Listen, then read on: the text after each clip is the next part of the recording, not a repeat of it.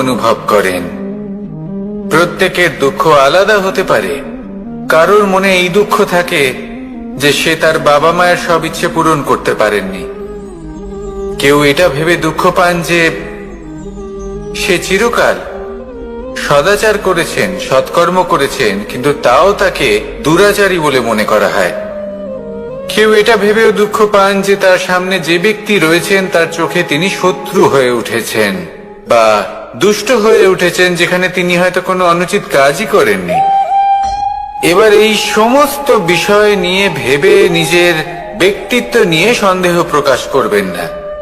যদি নিজের ব্যক্তিত্ব নিয়ে কোনো সন্দেহ থেকে থাকে, তাহলে কর্ম সংক্রান্ত প্রশ্ন করুন যে আপনি যা করেছেন তাতে কি উচিত ছিল, কি অনুচিত ছিল। যেটা প্রয়োজন সেটা এটা বোঝার যে আপনার অন্তর্মন, আপনার বিবেক আপনাকে কি বলছে, আর আপনার অন্তর্মন আর আপনার বিবেক আপনাকে যেটা করতে বলবে শুধু সেটাই করুন। আর তারপরে এই সংসার কি বলবে, কি ভাববে সেসব নিয়ে ভাবতে যাবেন না। কারণ এই সংসার তো ঈশ্বরকেও প্রশ্ন করে থাকে, ঈশ্বরকেও দোষী মনে করে। কখনো কখনো যখন কোনো ঘটনা মানুষের ইচ্ছা অনুযায়ী ঘটে না, তখন মানুষ এটা বলে যে হে ঈশ্বর, আপনি আমার পাশে থাকলেন না, আপনি বড়ই কঠোর, এটা আপনার দোষ। যেখানে বেশিরভাগ সময় হয়তো সে নিজেই নিজের কর্মফল ভোগ করছে। আর কখনো কখনো ঈশ্বর হয়তো তার জন্য আরো ভালো কোনো পরিকল্পনা করে রেখেছেন, কিন্তু মানুষ সেটা বুঝতে পারে না। তাই দিনের শেষে যেটা প্রয়োজন সেটা হলো নিজের মনের কথা বুঝতে হবে। আপনার বিবেক কি বলছে শুধু সেটাই করুন, আর সামনে এগোতে থাকুন। আমার সাথে ভালোবেসে বলুন, রাধা রাধা। সবাই বলেন যে জীবনে কাদের সঙ্গ লাভ করছি সেটা খুব গুরুত্বপূর্ণ। এক ঝুড়ি ফলের মধ্যে যদি একটা পচা ফল আপনি রেখে দেন, তাহলে আস্তে আস্তে সমস্ত ফল পচে যায়। সেই জন্য কথায় আছে যে কুসঙ্গ থেকে দূরে থাকো। কিন্তু কি করা যায়? এই সংসার খুবই ছোট। যেখানে আমরা কাজ করি, যেখানে আমরা থাকি, যে পথে আমরা আসা যাওয়া করে থাকি, যে পথে আমরা ভ্রমণ করি, সেখানে এমন অনেক সংখ্যক ব্যক্তি থাকেন যাকে দেখে আমরা মনে করি যে এদের থেকে দূরে থাকতে হবে। তখন আমরা কি করতে পারি? তাদের কি আমরা পরিত্যাগ করব? তাহলে এই সংসারে এমন অনেক মানুষ আছেন, তাহলে কি সংসারই পরিত্যাগ করব? না, সেই ফলের মতন হবেন না যারা একটি পচা ফলের উপস্থিতির জন্য নিজেরাও নষ্ট হয়ে যান। বরং হয়ে উঠুন চন্দন বৃক্ষের মতন, যেটা আসলে সাপেদের বাসস্থান, যেখানে অনেক সংখ্যক অত্যন্ত ভয়ানক বিষধর সাপ থাকে। তারপরেও এই চন্দন, সে কিন্তু নিজের শ্রেষ্ঠত্ব হারায় না, এর মূল্য কিন্তু সেই একই থাকে। মনে রাখবেন, এই সংসারে নিজের সঙ্গ বদলানোর পূর্বে নিজেকে বদলান। নিজেকে কিছুটা এমন ভাবে গড়ে তুলুন যে কেউ আসুক না কেন সে যেন আপনাকে বিভ্রান্ত বা দূষিত না করতে পারে। আসুন আমার সাথে ভালোবেসে বলুন, রাধা রাধা। মানুষ জীবনে অনেক ধরনের সুখ লাভ করে। অর্থ সুখ, পরিবারের সুখ, বৈভবের সুখ। কিন্তু এমন একটা সুখ আছে যা বেশিরভাগ মানুষকে প্রভাবিত করে, কিন্তু সেই সুখ তাদের কোনো প্রয়োজনই নেই। সেটা হলো পরনিন্দা সুখ। অর্থাৎ এমন কোন ব্যক্তিকে নিয়ে নিন্দা করা, তার প্রতি অনুচিত শব্দ প্রয়োগ করা, কারণ সেই ব্যক্তিকে আপনি পছন্দ করেন না। আর এমন অনেক মানুষ আছেন যারা এই কাজ করে খুব আনন্দ লাভ করেন, যেটা করা উচিত নয়। কারণ এতে আপনার সময়, আপনার ঊর্জা, আপনার নিজের অন্তরের ইতিবাচক শক্তি আপনি নষ্ট করে ফেলছেন। আর এই সব কিছুই আপনার প্রয়োজন আছে। যাদেরকে আপনার পছন্দ নয় সেই ব্যক্তির বিষয়ে কথাই বলবেন না। সেই সব ব্যক্তির দিকে মনোনিবেশ করুন যাদের আপনি ভালোবাসেন। সেই সব কাজে মন দিন যেগুলো আপনার ভালো লাগে। সেই বস্তুর দিকে নজর দিন যেগুলো আপনার প্রিয়, নিজের লক্ষ্যের দিকে, এই সব কিছুর দিকে নয়। এমনটা করলে আপনার জীবনে আপনি সেই সব বস্তুর দিকে নজর দিতে পারবেন যারা প্রকৃত অর্থে আপনার জীবন আরো শ্রেষ্ঠ করে তোলে। এমনটাই করুন, জীবন আরো অনেক বেশি সুন্দর হয়ে উঠবে। আর তখন এই মন প্রসন্ন হয়ে বলবে, রাধা রাধা। আজ আমরা আবার সাফল্য আর অসফলতার বিষয়ে কথা বলবো। সফল ব্যক্তি কে হয় এবং অসফল ব্যক্তি কে হয়, এই বিষয়ে আমরা আগে অনেকবার কথা বলেছি। প্রত্যেক ব্যক্তি সাফল্য লাভ করতে চান, কিন্তু প্রত্যেক ব্যক্তি সাফল্য লাভের এই কাজে সফল হতে পারেন না। এবার এটা কেন হয়, এর পেছনে কারণটা কি? কারণ হলো ভয়। সফল ব্যক্তি হলেন তিনি যিনি নিজের সিদ্ধান্ত দ্বারা এই সমস্ত সংসারকে বদলে দিয়ে থাকেন, এবং অসফল ব্যক্তি হলেন তিনি যিনি এই সংসারকে দেখে এর বিষয়ে ভেবে নিজের সিদ্ধান্ত বদলে ফেলেন। প্রয়োজন হলো নিজের লক্ষ্যের বিষয়ে ভেবে দেখার, পথের বিষয়ে ভেবে দেখার। একবার যদি আপনি পথ নির্বাচন করে থাকেন, সেই পথে অগ্রসর হতে থাকুন আর তাতে অটল থাকুন। সবসময় দৃঢ় প্রতিজ্ঞ হন। আপনি যদি কোনো পথে টিকে থাকেন আর নিরন্তর পরিশ্রম করতে থাকেন, তবেই আপনার জীবনে সাফল্য আসবে। যদি কথায় কথায় লোকে কি ভাববে, লোকে কি বলবে, এ কথা ভেবে নিজের সিদ্ধান্ত পাল্টান, তাহলে কখনো নিজের লক্ষ্যে পৌঁছতে পারবেন না।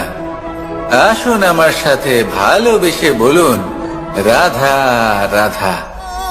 মানুষের 6টি বড় শত্রু রয়েছে, আর এরা অন্য কোথাও নয়, বরং মানুষের অন্তরেই বাস করে।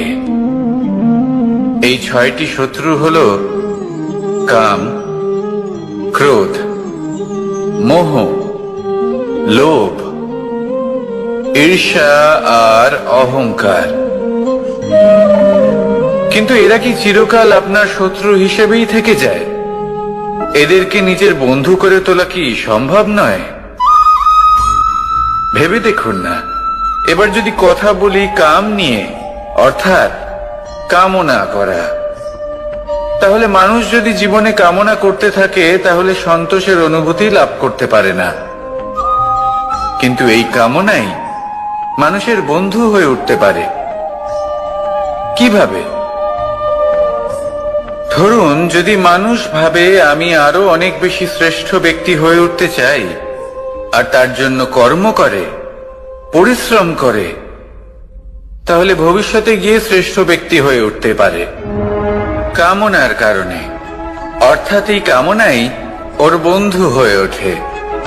কিন্তু ধরুন কোনো মানুষ যদি চায় সে শ্রেষ্ঠ ব্যক্তি হয়ে উঠবে, কিন্তু তার জন্য না কোনো কর্ম করছেন আর না কোনো পরিশ্রম করছেন, আর অধর্মের পথে চলতে শুরু করে দেন, তাহলে এই কামনাই তার শত্রু হয়ে উঠতে পারে।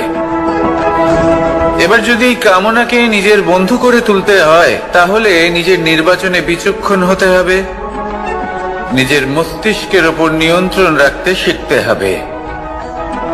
সেটাই করুন আর আমার সাথে ভালোবেসে বলুন, রাধা রাধা। আজ আমরা মানুষের আরো একটি শত্রুর বিষয়ে কথা বলবো, যার নাম হলো লোভ। যে কোনো বস্তুকে অত্যাধিক লাভ করার যে বাসনা, যতটা লাভ করেছি ততটা যথেষ্ট নয়, আমার আরো চাই, আরো চাই, একেই বলে লোভ। এবার এই লোভ আপনার জীবনে শুভ না অশুভ, আপনার মিত্র নাকি আপনার শত্রু, সেটাও নির্ভর করছে আপনার উপর। যেমন ধরুন, কোনো ব্যক্তির অসম্ভব ধনের লোভ, সে সেটা অর্জন করছে আর সেটা সংগ্রহ করছে, আর সেটা লাভ করার জন্য সে অনৈতিক কাজ করছে। যদি এই সব হতে থাকে তাহলে লোভ কিন্তু আপনার পক্ষে অত্যন্ত ক্ষতিকারক। কিন্তু যদি সেই ব্যক্তি ধরুন ধন অর্জন করছেন, তার সাথে নীতিও পালন করছেন, আর সংগ্রহ করার পরে সেটা সংসারে ছড়িয়ে দিচ্ছেন, যদি এমনটা হয় তাহলে এই লোভ আপনার বন্ধু হয়ে উঠতে পারে। যদি আপনার সৎসঙ্গ লাভ করার, সৎকর্ম করার লোভ থাকে, তাহলে আপনি কখনো একা থাকবেন না। যদি ভালোবাসা প্রদান করার লোভ থাকে, এই সংসারকে সাহায্য করার লোভ থাকে, তাহলে এই লোভ যা সংসারের শত্রু, সেটা কিন্তু আপনার সাথে পরমাত্মার মিলন ঘটাতে পারে।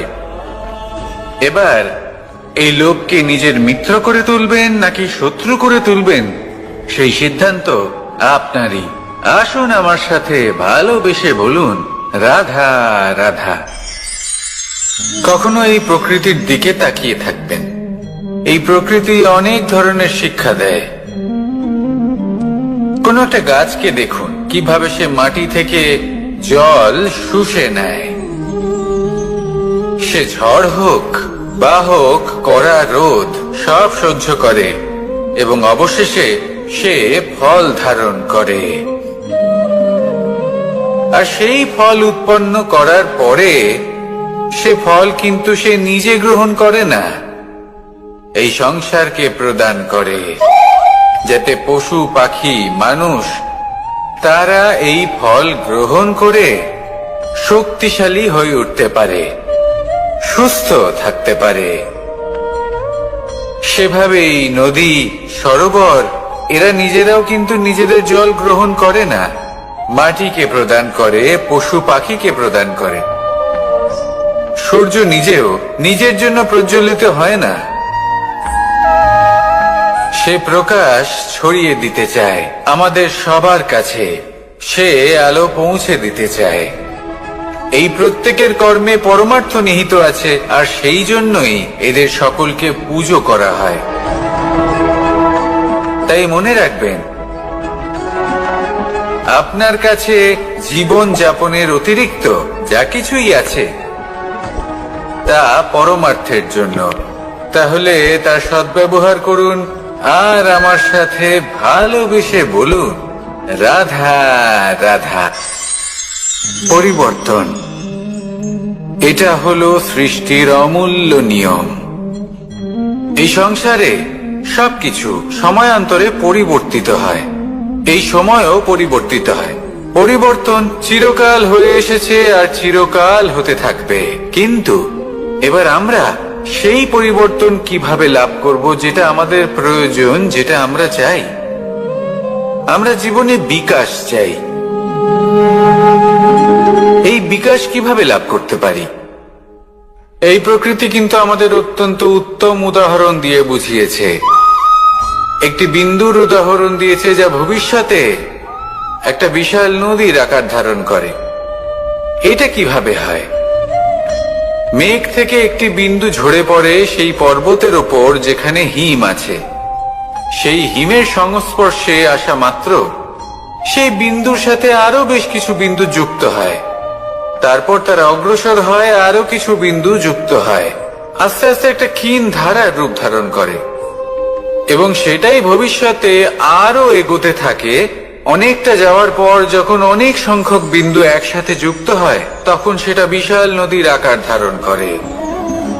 এবার আমরা মানুষ বলে আমাদের সাথে এই নিয়মের অন্যথা হয় তা নয়। আমরাও এই প্রকৃতির অংশ, আমাদের ক্ষেত্রেও একই নিয়ম প্রযোজ্য। যখন পরিশ্রম করে অনেক সংখ্যক বিন্দু আমরা একত্রিত করব, তখনই পরিবর্তনের নদী প্রবাহিত হবে। প্রয়োজন হলো নিরন্তর পরিশ্রম করা এবং ধৈর্য ধরা। এটা করতে থাকুন, জীবনে সবকিছু লাভ করতে পারবেন। কারণ প্রকৃতি আমাদের এটাই শিখিয়েছে, আর আমরা এই ব্রহ্মরই একটি অংশ, যার দ্বারা এই ব্রহ্মাণ্ড নির্মিত। আসুন আমার সাথে ভালোবেসে বলুন, রাধা রাধা। আমরা সকলে সামাজিক জীব। মানুষের সাথে দেখা সাক্ষাৎ করা এটা চিরকালই চলতে থাকে। আমরা কখনো কাউকে উপহার দিই, আবার কখনো কেউ আমাদের উপহার দেয়। কখনো কি এমন হয়েছে যে আপনি কাউকে একটা উপহার দিয়েছেন, কিছু সময় পরে বা কিছু মাস পরে সেই উপহারই ঘুরে ফিরে আপনার কাছেই এসেছে, অর্থাৎ সেই বস্তুটাই আপনার কাছে আবার ফিরে এলো? এরকম হয়। ছেলেবেলায় একদিন একজনের বিবাহ ছিল, তখন মা তাকে একটা উপহার দিতে চাইছিলেন। তাই তিনি একটা পোশাক বানালেন আর সেটাকে সুসজ্জিত করছিলেন। আমি দেখলাম আর জিজ্ঞেস করলাম যে, মা, এই পোশাক এত সুসজ্জিত করার কি আছে? তখন মা বললেন যে, কানাই, কখনো কাউকে এমনই উপহার দেবে, এমন প্রকারে দেবে যে সেটা যদি আবার ঘুরে ফিরে তোমার কাছে ফিরে আসে, তাহলে যেন তোমার খারাপ না লাগে। এটাই কিন্তু হয় আমাদের ব্যবহারের সাথে, কর্মের সাথেও এবং আমাদের কথার সাথেও। তেমনই আচরণ করবেন যে আচরণ আপনি সহ্য করতে পারবেন। যদি মুখ থেকে কটু কথা বেরোতে থাকে, তখন নিজেকে সংযত করে নিন। সেই শব্দই প্রয়োগ করুন যেটা আপনি তার বদলে শুনতে চাইবেন, এবং আপনার দুঃখও হবে না। কারণ আপনার কর্ম এমন একটা উপহার যেটা আবার ঘুরে ফিরে ফলস্বরূপ আপনার কাছেই আসবে। সেই জন্য নিজের আচরণ শুভ করুন, নিজের মানসিকতা শুভ করুন, নিজের মুখ থেকে মধুর বাণী নিঃসৃত করুন, আর এইভাবেই মধুর ভাবে বলুন, রাধা রাধা। এই সংসারে প্রত্যেকটা জিনিসের নিজস্ব একটা বিশেষত্ব আছে, আর তার বিশেষত্বর জন্যই তাকে বিশেষ গুরুত্ব দেওয়া হয়। যদি কথা বলি অস্ত্রের, যেমন তরোয়াল। তরোয়াল নির্মাণ করা হয়েছে রক্ষার জন্য। কত তাড়াতাড়ি সে সামনে উপস্থিত শত্রুকে নিধন করতে পারে। এবার এই তরোয়ালের কোন গুণটা দেখা প্রয়োজন? সেটার ধার। সেই বস্তুটি নয় যার মধ্যে এই তরোয়াল রাখা হয়। সেইভাবেই যদি আমি কথা বলি বাণের,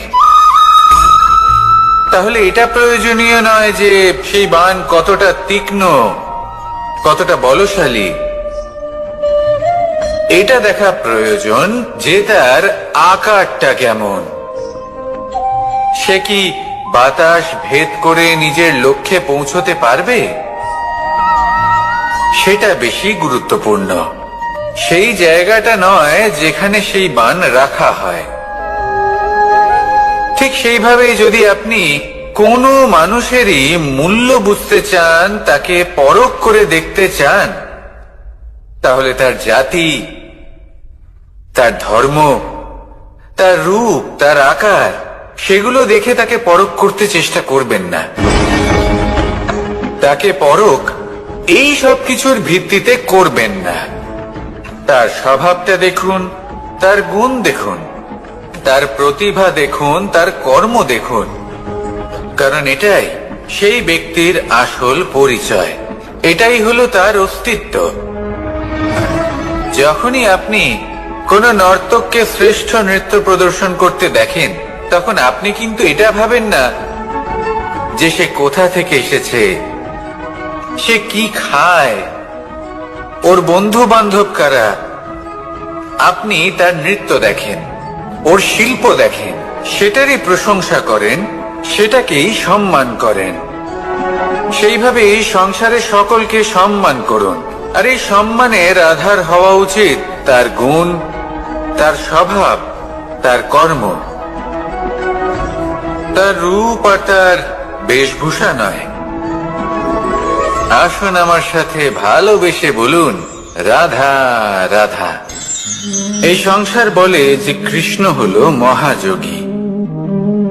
কেউ বলে যে কৃষ্ণ হলো সাংখ্যযোগের প্রবর্তক। কেউ বলে ভক্তি যোগের, কেউ বলে জ্ঞান যোগের, কেউ কেউ এটা মনে করেন যে অষ্টাঙ্গ যোগের প্রভু হলাম আমি। কিন্তু এই যোগ আসলে কি?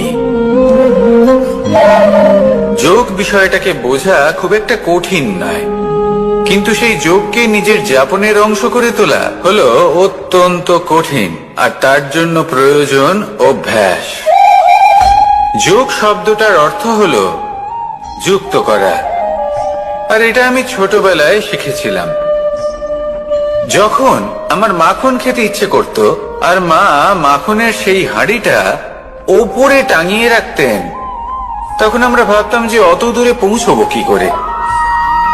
তখন আমরা যোগের বিষয়ে জানতে পারলাম, আর তখন জানতে পারলাম যে সব থেকে গুরুত্বপূর্ণ যোগ আসলে কি?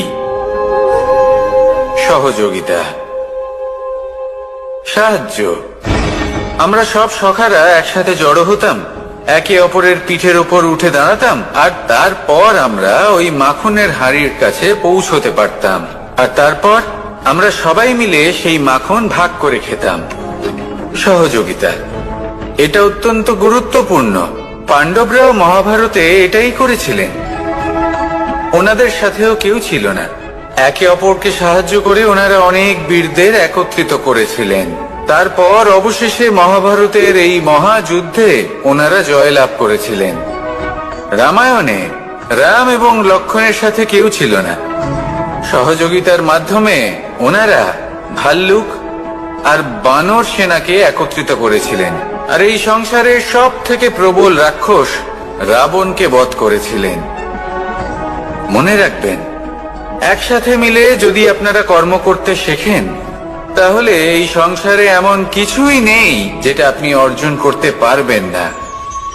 আসুন আমার সাথে ভালোবেসে বলুন, রাধা রাধা। কর্ম এবং ফল। মানুষের স্বভাব হলো এটাই যে তিনি নিজের প্রত্যেক পরিশ্রমের প্রতিফল প্রার্থনা করেন।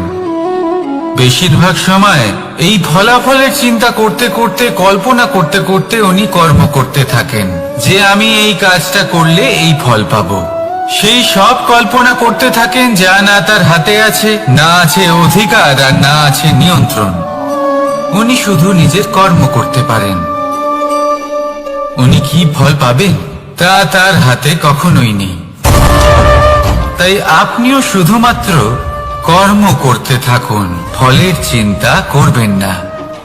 মনে রাখবেন, শিকড় এবং শাখা যেভাবে একে অপরের সাথে জড়িয়ে, সেইভাবেই একে অপরের সাথে জড়িয়ে কর্ম এবং ফল। যেরকম কর্ম আপনি করবেন, সেরকম ফল আপনি অবশ্যই পাবেন। তাই এই ফলের আশায় কর্মের সময় কখনোই নষ্ট করবেন না, কারণ যে ব্যক্তি সময় নষ্ট করেন, সময় সেই ব্যক্তিকে অবশ্যই নষ্ট করে দেয়। কর্ম করুন নিঃস্বার্থভাবে, ফলের চিন্তা করবেন না, আর আমার সাথে ভালোবেসে বলুন, রাধা রাধা। কর্ম এবং ফল। দেখতে গেলে এই সমস্ত ব্রহ্মাণ্ড এই দুইয়ের মাঝেই স্থির হয়ে আছে।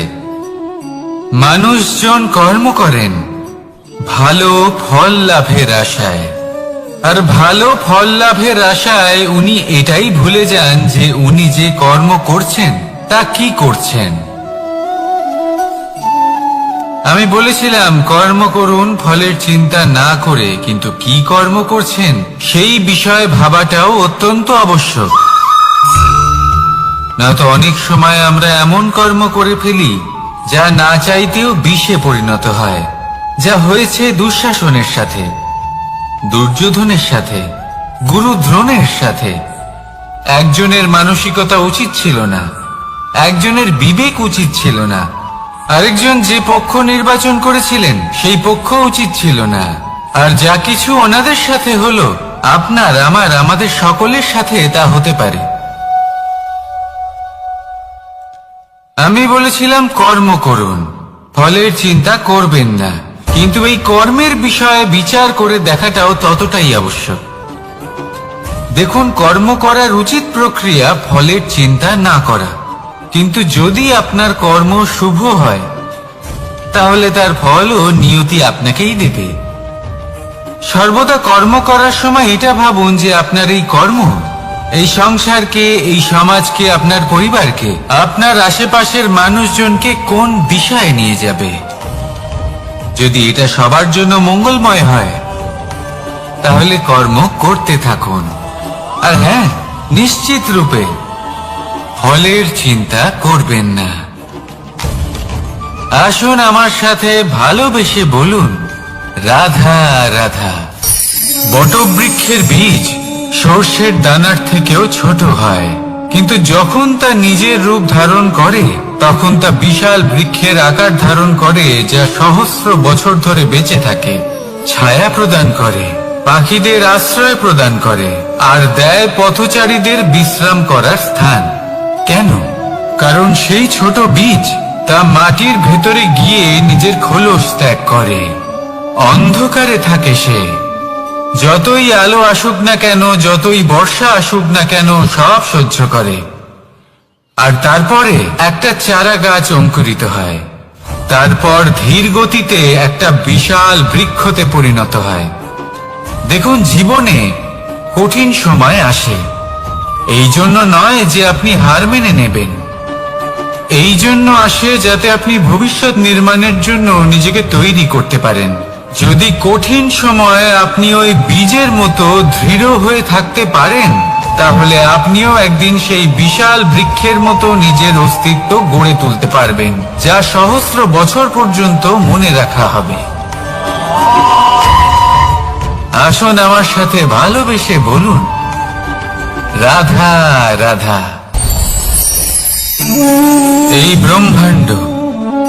এই ব্রহ্মাণ্ড কত বৃহৎ, তাই না? যার সম্মুখে এই পৃথিবীকেও একটা বিন্দুর মতো মনে হয়।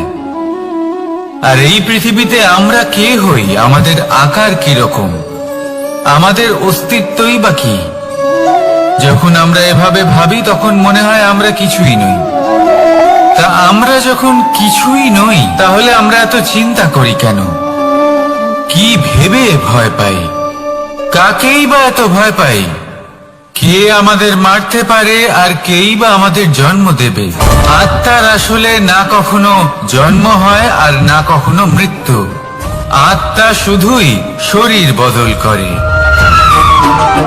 আপনি, আমি, আমরা সকলে এই শরীর নয়, আমরা হলাম আত্মা, যা হলো পরম আত্মার পরম অঙ্গ। সেই জন্য মনে রাখবেন, বাইরের কোথাও দেখবেন না, নিজের অন্তরের গভীরে গিয়ে দেখুন, আত্মাকে উপলব্ধি করতে শিখুন। ক্লেশ, ভয়, চিন্তা, এই সব কিছুর থেকে নিজেকে দূরে রাখুন, তাহলেই উপলব্ধি করতে পারবেন পরমাত্মা কে। তাহলে আসুন আমার সাথে ভালোবেসে বলুন, রাধা রাধা। পরিবর্তন এই সংসারের শাশ্বত নিয়ম। কোন রাজা নেই যিনি চিরকাল রাজা থাকেন, কোন ধনী ব্যক্তি নেই যিনি চিরকাল ধনী থাকবেন। এই সংসারে সূর্যের স্থান নেওয়ার জন্য চন্দ্রিমার আগমন ঘটে। কোন স্থান যাকে পতিত বলা হয়েছিল, সেখানে মহল তৈরি হয়েছে। কোন স্থান যাকে আজ মলিন বলা হয়েছে, কাল সেখানে মন্দিরও স্থাপন হতে পারে। কোন ঋতু চিরকালের জন্য থাকে না, কখনো সময় চিরকাল একরকম থাকে না। আজ যা আপনার কাছে রয়েছে, কাল অন্য কারোর ছিল।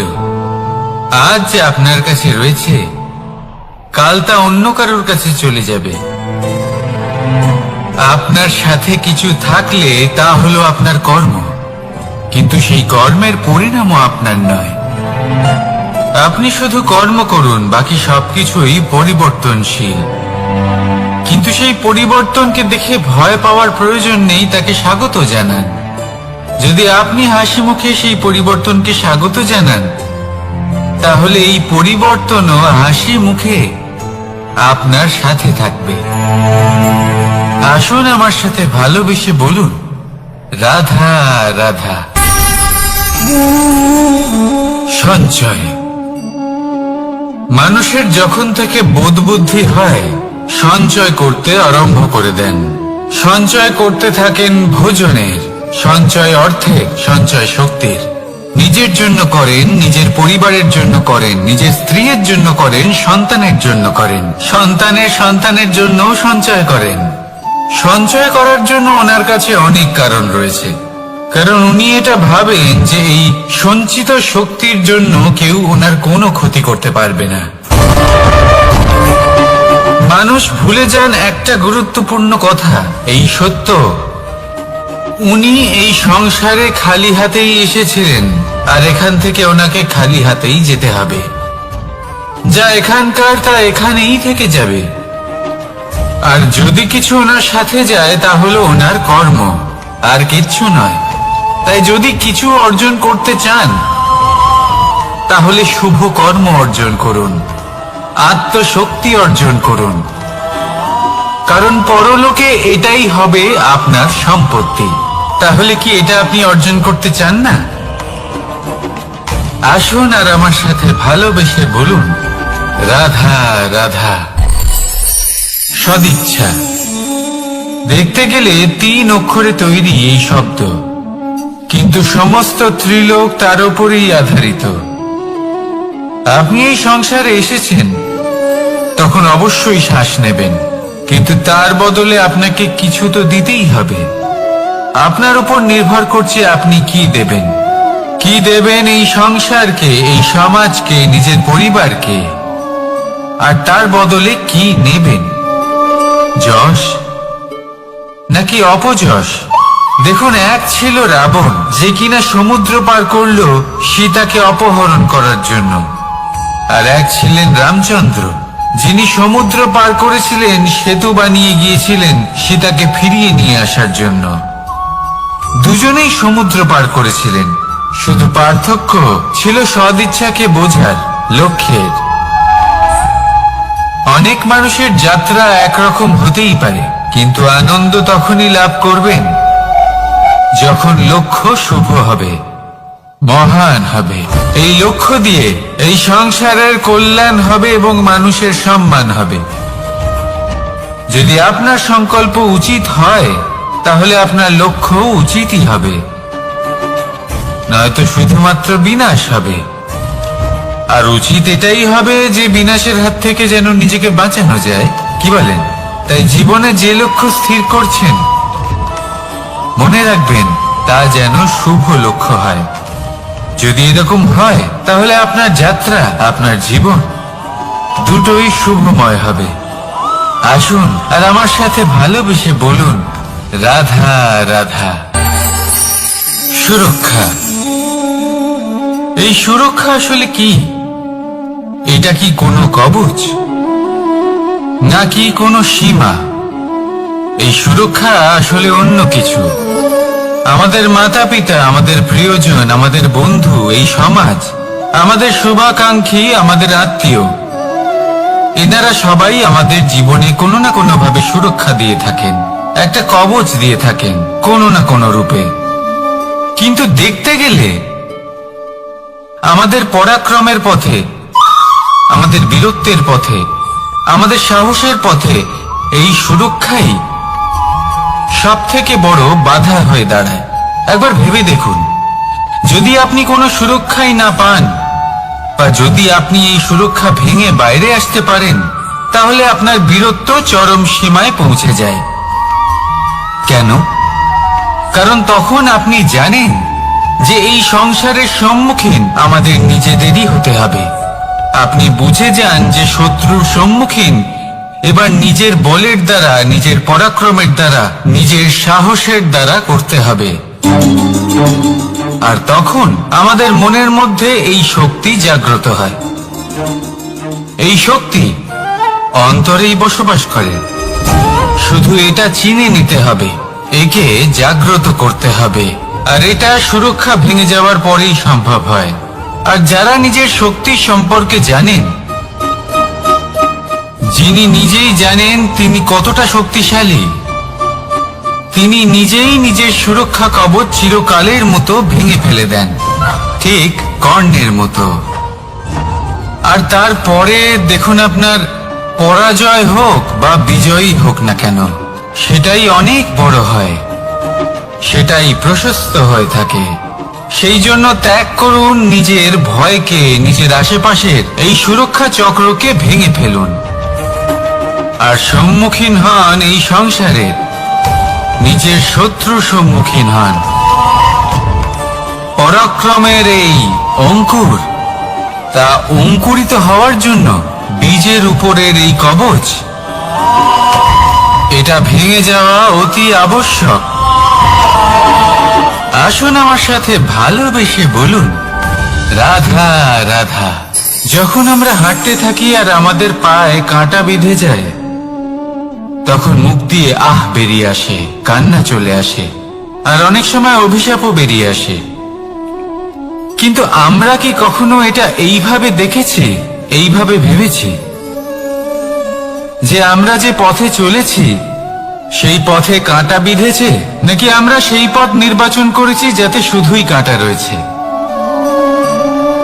নাকি আমরা এভাবে ভেবে দেখেছি যে এই কাঁটা আমাদের কষ্ট দিতে এসেছে, নাকি এটা আমরাই বিছিয়ে রেখেছিলাম?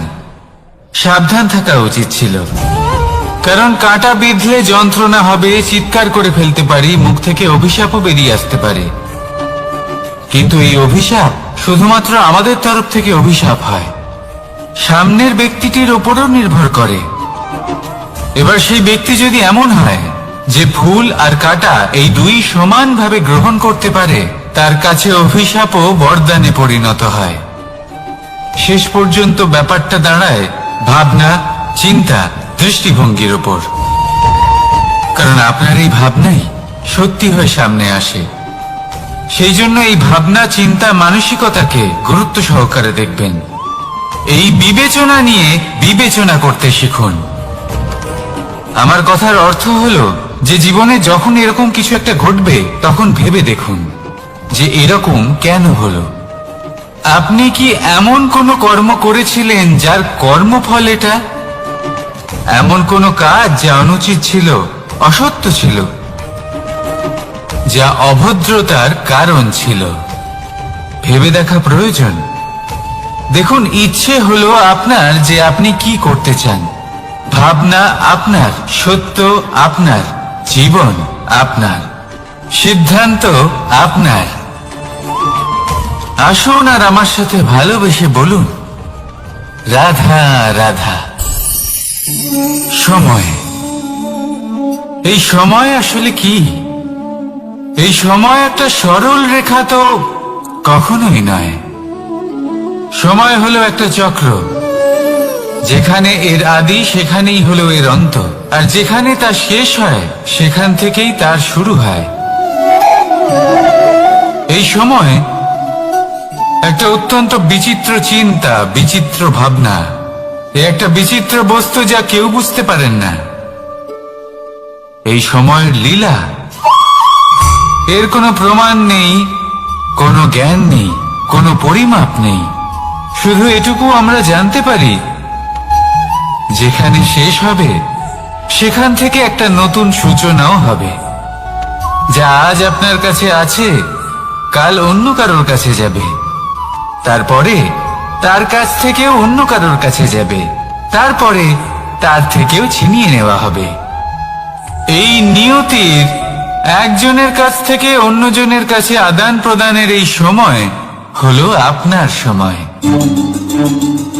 এই সময় সদ্ব্যবহার করুন, এই সময়কে বাঁচুন। আপনাকে শুধু এটাই সুনিশ্চিত করতে হবে যে আপনি কোন পক্ষে আছেন। আর সত্যি বলতে কি, আপনার জীবনের পরিণাম নির্ভর করে আপনার নির্বাচনের ওপর। আপনি কোন পক্ষ নির্বাচন করছেন। তাহলে মনে রাখবেন, জীবনে সেই পক্ষই নির্বাচন করবেন যা চয়ন করার পরে আপনি সুখ অনুভব করবেন, আপনি সন্তোষ লাভ করবেন, প্রসন্নতা লাভ করবেন। আর আমি এটাই সুনিশ্চিত করব যে এই পক্ষ যেন শান্তির পক্ষ হয়, এই পক্ষই যেন প্রেমের পক্ষ হয়। তাহলে চিন্তা করবেন না, আর আসুন আমার সাথে ভালোবেসে বলুন, রাধা রাধা। আজ আমি আপনাকে এমন এক গল্প শোনাবো যা আমার নন্দ বাবা আমাকে শুনিয়েছিলেন যখন আমি ছোট ছিলাম। কাহিনী একজন সাধু আর একজন বিছের। একবার এক সাধু নদীর পাড়ে স্নান করছিলেন। উনি দেখলেন যে জলের প্রবাহে একটা বিছে ভেসে যাচ্ছে। তার প্রাণ বাঁচানোর জন্য উনি তাকে তুলে নদীর পাড়ে রাখার চেষ্টা করলেন, কিন্তু যেই সেই বিছেকে উনি হাতে তুললেন, সেই বিছে ওনাকে কামড়ে দিল। সাধু আবার চেষ্টা করলেন, সেই বিছেকে হাতে নেওয়াতে সে আবার তাকে কামড়ে দিল। আরো একবার চেষ্টা করাতে ওনার শিষ্য ওনাকে জিজ্ঞেস করল, আপনি কি করছেন গুরুদেব? এসব কি হচ্ছে? আপনি তারই প্রাণ বাঁচানোর চেষ্টা করছেন যে আপনাকে কামড়ে দিচ্ছে। গুরুদেব উত্তর দিলেন যে ও বিছে হয়েই নিজের কর্ম করছে, নিজের প্রবৃত্তি, নিজের ব্যবহার বদলাচ্ছে না। তাহলে আমি সাধু হয়ে তা কেন বদলাবো? এর তাৎপর্য হলো সরল, যে সংসারে কিছু মানুষ আছেন যারা হয়তো খারাপ, দুষ্ট প্রকৃতির, আর হয়তো তারা কখনোই বদলাবেন না, কখনোই কোনো পরিবর্তন আসবে না। কিন্তু তার মানে এই নয় যে আমরা আমাদের কর্ম করা ছেড়ে দিই, আমরা আমাদের প্রচেষ্টা ছেড়ে দেব। আগে না, আমাদের তো করতেই হবে, কারণ ইতিহাস সাক্ষী আছে যে এই চেষ্টা এই সংসারের ধারাকেও বদলে দিতে পারে। তাহলে আপনিও আসুন আর আমার সাথে ভালোবেসে বলুন, রাধা রাধা। মানুষ জীবনে সবসময় শিখরে পৌঁছতে চায়, অনেক উঁচুতে উঠতে চায়, আর তার জন্য তারা কি না করে, পরিকল্পনা করে, ষড়যন্ত্র করে, প্রার্থনা করতে থাকে, আবার কারোর কাছে সাহায্যও চায়। কিন্তু এত কিছু করা সত্ত্বেও অনেক সময় মানুষ শিখরে পৌঁছতে পারে না। যদি পৌঁছেও যায় তাও খুব তাড়াতাড়ি নিচে নেমে আসে। এর কারণ কি? একটা উদাহরণ দিয়ে বোঝানো যাক। এই হলো ময়ূর পেখম, আর এই হলো পাথর। যদি এই পেখমকে হাওয়ায় ছুঁড়ে দিই তবে ও উড়তে থাকে, কিন্তু এই পাথর অতি শীঘ্রই মাটিতে নেমে আসে। এর কারণ কি? ভার। এই পাথর হলো ভারী, আর এই শিক্ষাই আমাদের গ্রহণ করতে হবে। ঠিক এইভাবেই যদি আমাদের মন দ্বন্দ্ব আর অহংকার দ্বারা পরিপূর্ণ হয়ে থাকে, তাহলে তা কখনোই শিখরে পৌঁছবে না। পৌঁছে গেলেও খুব শীঘ্রই মাটিতে নেমে আসবে। তাই এই মনকে হালকা করতে শিখুন, অহংকারকে, এই হিংসাকে ত্যাগ করুন। তারপর উঁচুতে উড়ে তো দেখুন কত উঁচুতে উঠতে পারবেন আপনি। আসুন আমার সাথে ভালোবেসে বলুন, রাধা রাধা।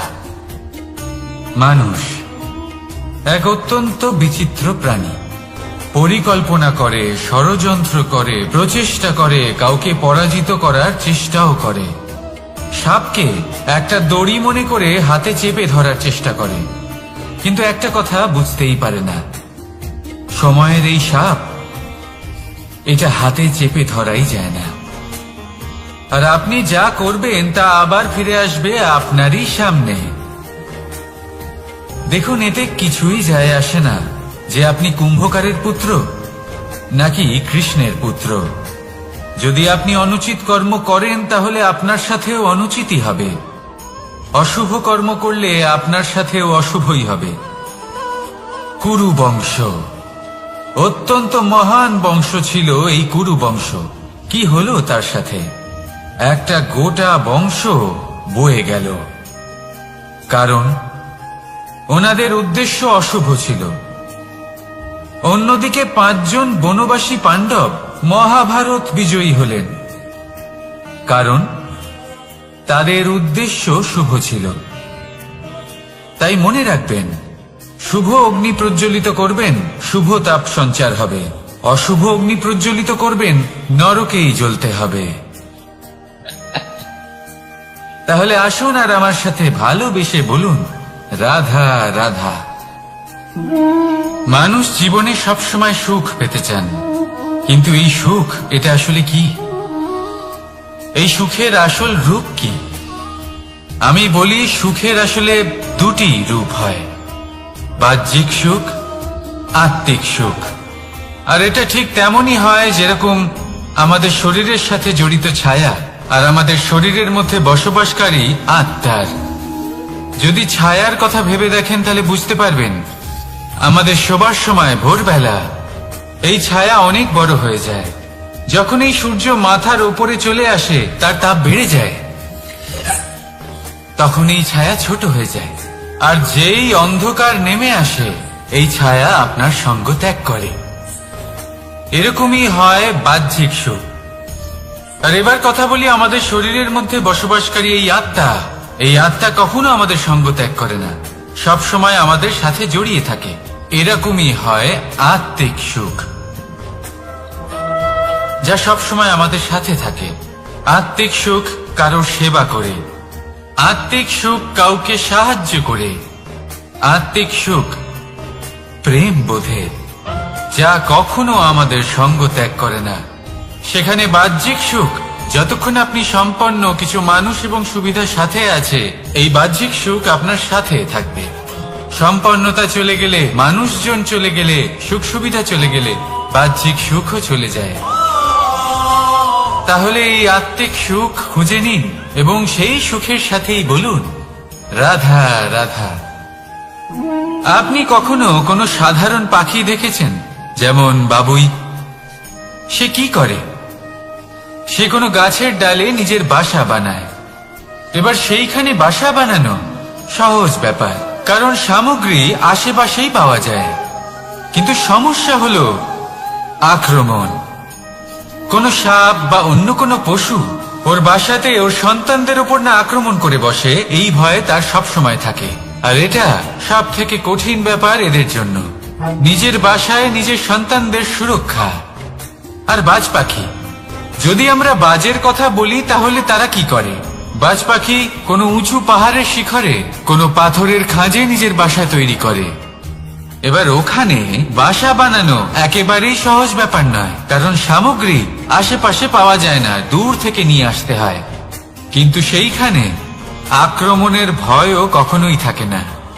এইভাবে উচিত রূপে ও নিজের বাসা রক্ষা করতে পারে, নিজের সন্তানদের রক্ষা করতে পারে।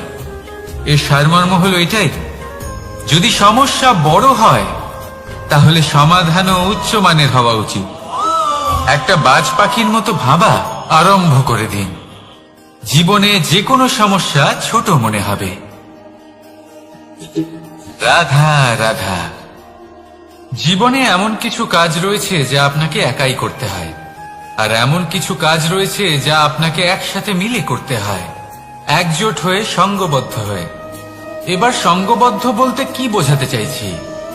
আমি তাদের কথা বলছি না যারা বাস্তবিকভাবে একে অপরের সাথে কাজ করেন।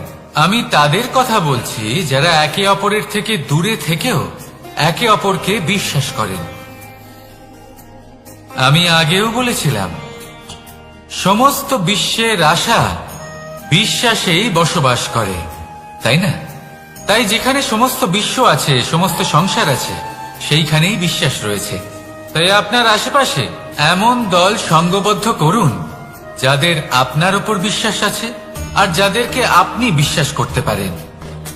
তাহলে আসুন আর আমার সাথে ভালোবেসে বলুন রাধা রাধা।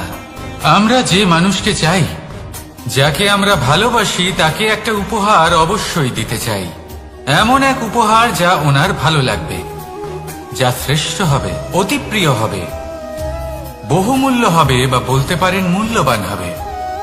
তাই আমরা কি করি? আমরা বাজারে যাই, তার জন্য স্বর্ণ, আভূষণ, হিরে, মুক্ত এইসব নিয়ে আসি। কিন্তু এটাই কি সর্বশ্রেষ্ঠ উপহার? কখনোই না। সর্বশ্রেষ্ঠ উপহার হল স্বাধীনতা, তাকে নিজের মনের মতো বাঁচার স্বাধীনতা। যদি আপনি কাউকে স্বাধীনতা না দিতে পারেন, তাহলে সে কোথাও না কোথাও বন্দী হয়ে যায়, তার বিকাশ কোথাও না কোথাও আটকে যায়। কিন্তু যদি আপনি কাউকে স্বাধীনতা দিতে পারেন, তাহলে আপনি দেখবেন ও সমস্ত সংসারকে, এই জীবনকে নিজের দৃষ্টিভঙ্গি দিয়ে দেখবে, বুঝবে যে কোনটা হলো উচিত আর কোনটা হলো অনুচিত, আর এটাই হলো সর্বশ্রেষ্ঠ। আর এবার যদি কাউকে স্বাধীনতার মাধ্যমে এত বড় একটা শক্তি দিতে পারেন, তাহলে আপনি আমাকে বলুন, এর থেকে বড় উপহার আর কি হতে পারে? আসুন আর আমার সাথে ভালোবেসে বলুন, রাধা রাধা। কর্ম, ধর্ম আর কর্তব্য, এই তিনটি একে অপরের সাথে জড়িত। আর অনেক সময় এই তিনটি পালন করতে করতে আমাদের সেই ব্যক্তির সামনে গিয়ে দাঁড়াতে হয়, তার বিরুদ্ধেই যেতে হয়, যাকে আমরা সব থেকে বেশি ভালোবাসি।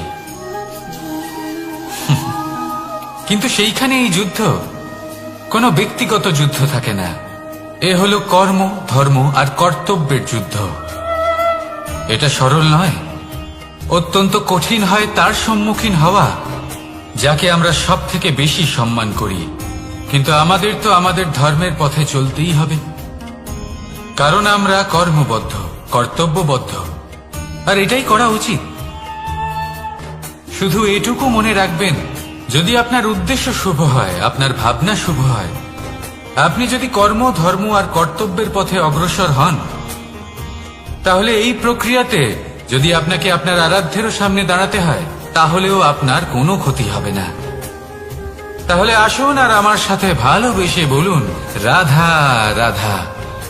প্রেম এই সংসারে এসেছিল এই সংসারকে প্রেমের শিক্ষা দেওয়ার জন্য, এই জীবনের সুখের অনুভূতি আসলে কি তা শেখানোর জন্য। কিন্তু যদি সত্যি কথা বলি, তো আমি নিজেই প্রতিদিন প্রেমের নতুন নতুন স্বরূপ দেখতে পাই, প্রেমের একটা নতুন অনুভূতি প্রত্যেক নতুন দিনে। আর তার কারণ হলো এই প্রেম অনন্ত, এ হলো দৈব। প্রেম হলো এই সংসারের সব থেকে বড় ঢাল এবং সব থেকে বড় অস্ত্র। এই প্রেম ছাড়া না কোনো ন্যায় হয় আর না কোনো শাস্ত্র, না জীবন আছে আর না অন্ত। এবার যদি এই প্রেম মনের মধ্যে বাস করতে শুরু করে, তাহলে কখনো কোনো সমস্যাই হবে না, আর যদি হয়েও থাকে তাহলে তা স্থায়ী হবে না। এই প্রেম কি না করতে পারে? এই প্রেম সমস্ত সমস্যা মিটিয়ে ফেলতে পারে, আপনার মনের মধ্যে অহংকারকেও বিনাশ করে দিতে পারে, আপনাকে সাক্ষাৎ ঈশ্বরের সাথে দেখা করাতে পারে। তাই প্রেমের দ্বারা প্রয়াস করতে থাকুন, এই সংসারের প্রত্যেক মানুষকে, প্রত্যেক বস্তুকে, প্রত্যেক জীব জন্তুকে ভালোবাসবেন। আর এই প্রেমের দ্বারাই বলুন, রাধা রাধা। প্রশান্তি জড়িত নিদ্রা মানুষের জীবনের একটা অত্যন্ত গুরুত্বপূর্ণ সুখ এবং প্রয়োজনীয়তাও। দেখতে গেলে এই সংসারের প্রত্যেক পশু পাখি, প্রত্যেক জীব অবশ্যই নিদ্রা প্রাপ্ত করেন, কিন্তু মানুষ, যার মধ্যে বিচার বিবেচনা করার শক্তি অন্যদের থেকে অনেক বেশি, তার কিন্তু ঘুমের কিছু সমস্যা অবশ্যই হয়। কি বলেন? তাই তো। এবার এর কারণ কি? চিন্তা। এবার চিন্তা আমাদের সবার জীবনে আছে। আমরা সকলে জানি যে চিন্তা কখনো আমাদের সাহায্য করে না, তাও আমাদের জীবনে আছে। কেন? চিন্তার মাধ্যমে কি কখনো কোনো সমস্যার সমাধান হয়েছে? অর্থের চিন্তা করলে কি অর্থ লাভ হয়? ভবিষ্যতের চিন্তা করলে কি ভবিষ্যৎ ঠিক হয়ে যায়? স্বাস্থ্যের চিন্তা করলে কি স্বাস্থ্য নিজে থেকেই ঠিক হয়? হয় না। তাহলে এই সব কিছু থেকে আমাদের একটা ছোট্ট শিক্ষা অবশ্যই লাভ করা উচিত। আপনিও আপনার কাঁধ থেকে চিন্তার এই বোঝা নামিয়ে ফেলুন। আর ইচ্ছে, এই সব ইচ্ছে একত্রিত হয়ে আমাদের মনে চিন্তা উৎপন্ন করে। তাই এই চিন্তাগুলিকে ত্যাগ করুন, প্রকৃতির প্রেমের উপর বিশ্বাস রাখুন। মনে রাখবেন, যিনি চিন্তা মুক্ত হবেন তিনি চিতা মুক্ত হবেন। সুখের নিদ্রা প্রাপ্ত করুন, আর নিদ্রায় যাবার আগে আমার সাথে ভালোবেসে বলুন, রাধা রাধা।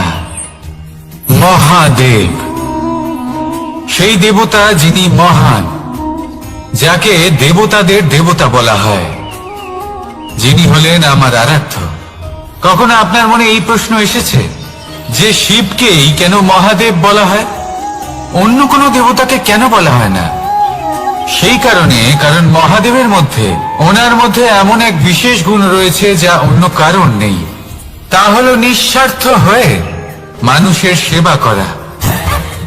যদি প্রয়োজন পড়ে, যদি সৃষ্টির পথে বিনাশের কালো মেঘ ছেয়ে থাকে, তখন নিজের প্রাণের চিন্তা না করে হলাহল পান করার জন্য প্রস্তুত থাকেন মহাদেব। আর এই অদ্বিতীয় ত্যাগের জন্যই শিবকে মহাদেব বলে ডাকা হয়। এবার যদি কোনো মানুষও নিঃস্বার্থ ভাবনার দ্বারা নিজেকে অর্পণ করে দেয় এই জগতের কল্যাণের জন্য, মানুষের সেবার জন্য, তাহলে তিনিও মহাপুরুষ, মহামানব হতে পারেন। যদি কেউ অভুক্ত থাকেন তাহলে নিজের থালা থেকে অর্ধেক খাবার তাকে দিয়ে দিন। যদি কেউ অসুস্থ হন তাহলে তাকে সেবা করার, চিকিৎসা করার চেষ্টা করুন। এই জীবন শুধু নিজের জন্য নয়, অন্যদের প্রতি, সমস্ত সংসারের প্রতি উৎসর্গ করুন। যদি এইসব মানুষ শিখে যান তাহলে তিনি মহাদেবের পথে অগ্রসর হতে পারেন। যদি মানুষ নিঃস্বার্থ ভাবনার দ্বারা এই সংসারের সেবা করতে শিখে যান তাহলে তিনি নিশ্চিত রূপে মহামানব অবশ্যই হতে পারবেন। আসুন আমার সাথে ভালোবেসে বলুন, রাধা রাধা। স্বর্ণ, হিরে, মুক্ত, মানিক, এই সব কিছুকে আগে পাথর বলা হতো। তাহলে এমন কি হলো যে এদের রত্ন বলা হয়? আর রত্ন তা বাস্তবে আসলে কি? এটা হলো সেই পাথর যাকে আগে আগুনের তাপ সহ্য করতে হয়েছে, পরখ করা হয়েছে, যাচাই করা হয়েছে, এদের কাটার চেষ্টা করা হয়েছে, কিন্তু তারা কখনোই নষ্ট হয়নি, বরং তারা আরো উদ্ভাসিত হয়েছে, আরো উজ্জ্বল হয়েছে, এই সংসারে আরো প্রকাশ ছড়িয়ে দিয়েছে। সেই জন্য এরা হলো এত অমূল্য, সেই জন্য এরা হলো বহুমূল্য, সেই জন্য এদের রত্ন বলা হয়। এবার মানুষের কাছেও এই নির্বাচনের অধিকার রয়েছে যে আমরা শুধু পাথর হয়ে থাকব নাকি রত্ন হয়ে থাকব। কিভাবে? আমাদের জীবনেও অনেক সমস্যা রয়েছে, বাধা আছে, বিপত্তি আছে। আমরা সেই বাধার তাপে উত্তপ্ত হই, এই সমস্যা আমাদের কাটার চেষ্টা করে। অনেক মানুষ বিভিন্ন পরিস্থিতি আমাদের ভাঙার চেষ্টা করে, কিন্তু আমাদের নষ্ট হলে চলবে না। যেভাবে এই রত্ন সমস্যার সম্মুখীন হয়ে পাথর থেকে রত্ন হয়েছে, সেইভাবেই আমাদেরও আমাদের সমস্যার সম্মুখীন হয়ে রত্ন হয়ে উঠতে হবে, এই সংসারে প্রকাশের স্রোত হয়ে উঠতে হবে। তাহলে এটাই করুন আর আমার সাথে ভালোবেসে বলুন, রাধা রাধা। সংসারে সব থেকে বড় শক্তি আসলে কি? কেউ বলবেন শারীরিক শক্তি, কেউ বলবেন অস্ত্রের শক্তি, কেউ বলবেন জ্ঞানের শক্তি। ঠিক আছে, কিন্তু যদি আমি বলি সংসারের সব থেকে বড় শক্তি হলো শক্তি কোনো এক তথ্যের, আগে হ্যাঁ, তথ্য। এই তথ্য নিজেই কিন্তু খুব শক্তিশালী, অত্যন্ত শক্তিশালী অস্ত্র হলো এই তথ্য। আর সত্যি বলতে অনুচিত তথ্যের থেকে অনেক বেশি ঘাতক হলো অসম্পূর্ণ তথ্য। যেরকম আজ শাম্ব রুক্মির সাথে করেছে, ওকে অসম্পূর্ণ তথ্য দিয়েছে, তার ফলে বিনাশ হলো। যদি এইভাবেই আপনার কাছেও কোনো অসম্পূর্ণ তথ্য আসে, আর যদি আপনি তা পরখ না করে দেখেন, যাচাই না করে দেখেন, আর নিজের কর্ম করেন, তাহলে উত্থানের বদলে আপনি পতনের সম্মুখীন হবেন, বিকাশের বদলে আপনার বিনাশ হয়ে যাবে। মনে রাখবেন একটা অত্যন্ত গুরুত্বপূর্ণ কথা, সঠিক তথ্য পাওয়া সঠিক তথ্য দেওয়ার থেকে অনেক বেশি গুরুত্বপূর্ণ। আশা করি এই কথা আপনি বুঝেছেন। জীবনে যখনই কোনো তথ্য আপনি পাবেন, সেই বিষয়ে ভেবে দেখুন, পরখ করে দেখুন, যাচাই করুন, তারপর নিজের কর্ম করুন। আমার সাথে ভালোবেসে বলুন, রাধা রাধা। ধর্ম এবং প্রেম, এই দুই হলো একই মুদ্রার দুই পিঠ। যদি এদের মধ্যে কোনোটা নষ্ট হয়ে যায় তাহলে দ্বিতীয়টাও থাকে না। কখনো ভেবেছেন এমন কেন হয়? তার জন্য আগে আপনাকে বুঝতে হবে যে ধর্ম আসলে কি। ধর্ম সেটাই যা এই সংসারের প্রত্যেক মানুষকে একে অপরের সাথে সুখ এবং শান্তিতে থাকতে প্রেরণা যোগায়। এই প্রেরণার আধার হলো প্রেম। প্রেম সেটাই যা আপনার মধ্যে অন্য কারোর প্রতি করুণাবোধ জাগিয়ে তোলে, সম্মান জাগিয়ে তোলে। এবার যদি প্রেম চলে যায় তাহলে সবার আগে বিনাশ হবে সম্মান আর করুণাবোধের। এবার যেখানে না প্রেম রয়েছে, না সম্মান রয়েছে, না করুণা রয়েছে, সেখানে ধর্ম কিভাবে বাস করবে? অশুভ ইচ্ছে জাগ্রত হয়ে ওঠে, ক্রোধ জাগ্রত হয়ে ওঠে, অহংকার জাগ্রত হয়ে ওঠে, আর তারপর আরম্ভ হয় অধর্মের। তাই যা যা ভাবনা আপনার অন্তরে প্রবেশ করছে করতে দিন, কিন্তু যাই হোক না কেন এই প্রেমকে নিজের থেকে দূরে যেতে দেবেন না। এই প্রেমকে চিরকাল নিজের কাছে রাখুন, নিজের হৃদয়। আর এই প্রেম ভাব নিয়ে বলুন, রাধা রাধা। মানুষের জীবনে উন্নতি লাভ করার জন্য তিনটি স্তম্ভের প্রয়োজন হয়। প্রথম স্তম্ভ শিক্ষা। এই শিক্ষা আমাদের জ্ঞান প্রদান করে। দ্বিতীয় স্তম্ভ ব্যবসা, যার দ্বারা আমরা ধন উপার্জন করি। তৃতীয় স্তম্ভ হলো আমাদের ঈশ্বর, আমাদের ইষ্ট। এনার সাথে যদি আমরা জুড়ে থাকতে পারি তাহলে এমন একটা মানসিক বল আপনি লাভ করবেন যেটা এই সংসারে আর কোথাও পাওয়া সম্ভব নয়। কিন্তু মানুষ অনেক সময় জীবনে এই তিনটি স্তম্ভ লাভ করা সত্ত্বেও সামনে অগ্রসর হতে পারেন না। তখনও জীবনে কঠিন পরিস্থিতি আসতেই থাকে। এমনটা ঠিক কেন হয়?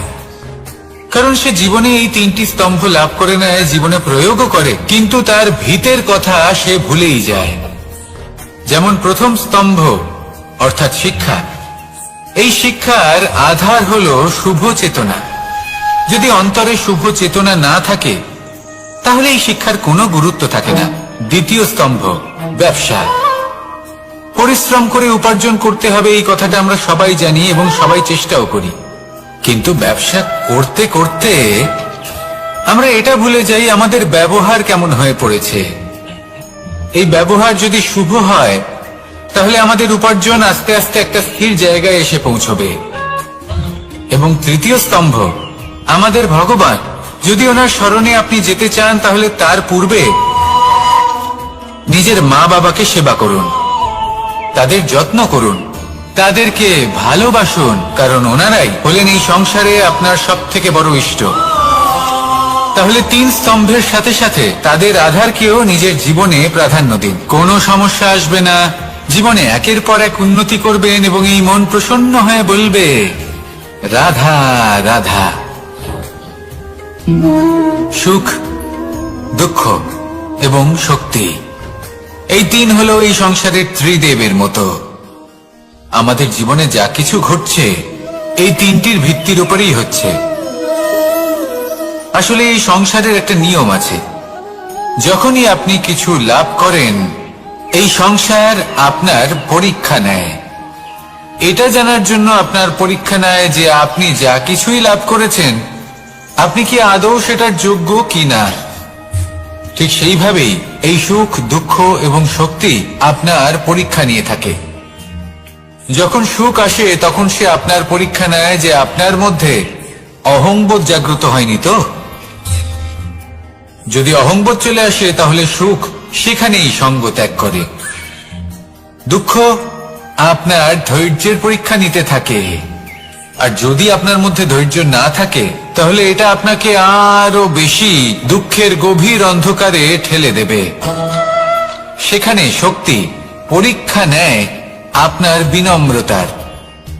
যদি আপনি বিনম্র না হন তাহলে হয় এই শক্তি আপনার সঙ্গ ত্যাগ করবে, নয় এই শক্তি বিনম্রতার অভাবে আপনার পতনের কারণ হতে পারে। এই সংসারে যে কোনো ব্যক্তি যিনি এই পরীক্ষায় উত্তীর্ণ হয়ে থাকেন এই জীবনে তিনি সাফল্য লাভ করেন। আসুন আমার সাথে ভালোবেসে বলুন রাধা রাধা। ভয়ের সাথে আমরা সবাই পরিচিত, কষ্ট আমরা সবাই পেয়েছি। কখনো কখনো আমরা অসুস্থ হয়ে পড়ি, আর এমন সময় হলে মাতার মমতা, কখনো বাবার স্নেহ, কখনো বন্ধুদের পাশে থাকার অনুভূতি আমাদের রোগ নিরাময়ে সাহায্য করে। কখনো যদি আমরা নিরাশ হয়ে পড়ি তখন যদি আমাদের কোনো আপনজন আমাদের দুটো ভালো কথা বলে তখন আমাদের মনোবল বেড়ে যায়। ঠিক ঠিক তেমন সংসারের এই রঙ্গমঞ্চে যদি আপনি পীড়িত অনুভব করেন, কিছু শুভ কথা আলোচনা করুন, কিছু স্তুতি গান করুন, কিছু মুহূর্তের জন্য হলেও নিজের ইষ্টদেবের কথা স্মরণ করুন আর প্রার্থনা করুন। সাহস বাড়বে, শক্তিও বৃদ্ধি পাবে এবং সামনে এগিয়ে চলার পথও দেখতে পাবেন। তখন এই মন প্রসন্ন হয়ে বলবে, রাধা রাধা।